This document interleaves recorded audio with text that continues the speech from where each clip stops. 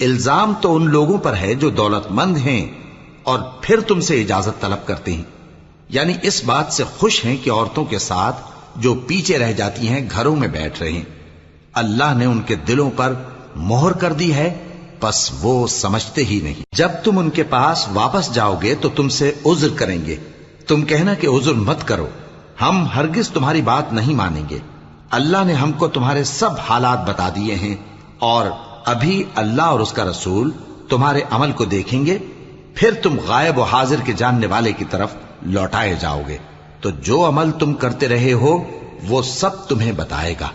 جب تم ان کے پاس لوٹ کر جاؤ گے تو تمہارے روبرو اللہ کی قسمیں کھائیں گے تاکہ تم ان سے درگزر کرو، سو ان کی طرف توجہ نہ دینا، یہ ناپاک ہیں اور جو کام یہ کرتے رہے ہیں ان کے بدلے ان کا ٹھکانہ دوزخ ہے۔